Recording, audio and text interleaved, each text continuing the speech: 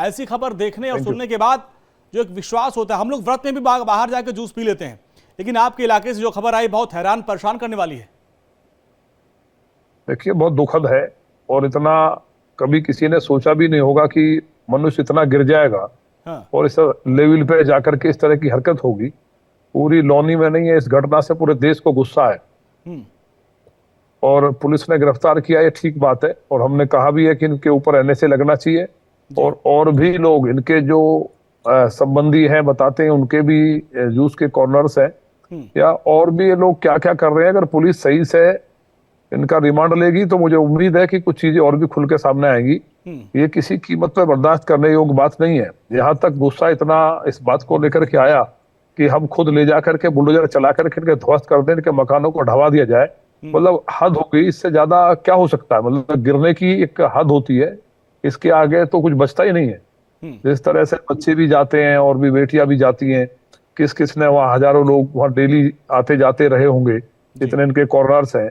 और वो लोग जिन्होंने अंदर कितना गिल्ट फील कर रहे होंगे, उनके धर्म के साथ इस तरह का खिलवाड़ करना, मैं समझता हूँ कि ये कोई क्षमा करने योग्य बात नहीं है। इसमें कठोर से कठोर सजा मुझे उम्मीद है। माननीय मुख्यमंत्री जी योगी जी इस मामले में बहुत सख्त हैं और पुलिस को भी हमने कहा है, हमने ऊपर अधिकारियों से भी बात की है कि इसके मकानों की ध्वस्तीकरण ऐसे दुष्टों के हों, ये किसी आतंकवादी से कम नहीं है। जी, आपने जो अधिकारी जिन्होंने गिरफ्तार किया है उनसे बातचीत की है कि भाई क्या ये अभी शुरू किए या पहले से ऐसा ही लोग करके बेचते थे? देखिए, पुलिस अपना जो जानकारी है उन्होंने बताया कि ये शुरू से चला आ रहा है इनका, तभी से गिरफ्तार किया, कोई एक्सीडेंटली नहीं है।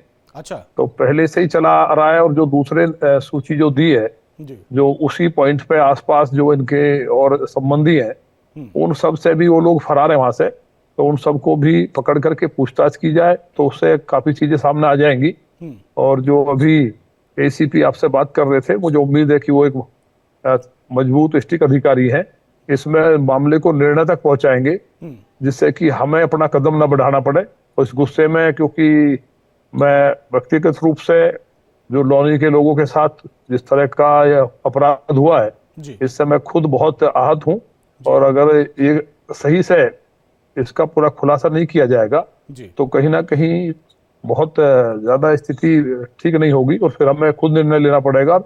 मुझे उम्मीद है कि अधिकारी कार्रवाई करें। विधायक जी, परसों ही मैंने अपने दर्शकों को खबर बताई थी कि सहारनपुर में भी एक ऐसा मामला आया था जहां पर थूक लगा के रोटी बनाई जा रही थी। उसके बाद अब इस तरह की खबर आ रही है। क्या लग रहा है, ये संयोग है या कोई प्रयोग है? नहीं, थूक की तो सुनी थी हमने, लेकिन ये तो इससे तो ऊपर नहीं हो सकता ना, जो बात सामने आई है। मतलब इससे ज्यादा गिरने की स्थिति वो तो थी लगातार, वो लोग पकड़े भी गए थे।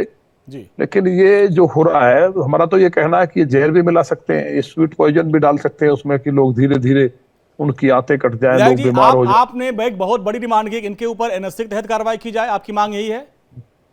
बिल्कुल यही है मेरी मांग। ये भी है, इसके साथ ये भी है कि ये जो लोग हैं, ये फल सब्जियां और ये सब ना खरीदें। जो उत्तर प्रदेश के माननीय मुख्यमंत्री जी ने कहा था कि सबका नॉमिनेशन होना चाहिए, कहीं ना कहीं नामांकन होने से स्थिति स्पष्ट रहेगी।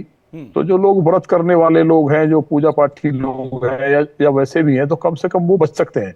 क्योंकि जिस तरह से नाम रखे जाते हैं, उस नाम के रखने में लोग कंफ्यूज हो जाते हैं। इसी का नाम ही खुशी रख रखा था, तो अब व्यक्ति खुशी क्या समझेगा। तो ये जो चल रहा है, आप कह रहे हैं कि ऐसे लोगों का बहिष्कार करना चाहिए, लेकिन फिर बात वही उठेगी कि आप धर्म देकर बहिष्कार कर रहे हैं। नहीं, देखिए, अब वो समय आ गया है, क्योंकि जब ये तो पराकाष्ठा होगी ना। अब तो जो एक पानी सर के ऊपर से निकल गया है, इसमें बचता क्या है। मतलब ऐसा कुछ सोच सकता है उनके परिवार के लोग जो जिनके साथ ये हुआ है, और जिनको ये मालूम है, ज्यादातर लोग ऐसे होंगे जो बताएंगे भी नहीं बेचारे, लेकिन जिनके साथ हुआ वो तो पूरी जिंदगी एक गिल्ट फील लेकर के जिएंगे। उन्हें एक ऐसा, उनके दिमाग में एक ऐसा ब्लैक मार्क हो गया है कि वो उसको कभी भूल नहीं पाएंगे।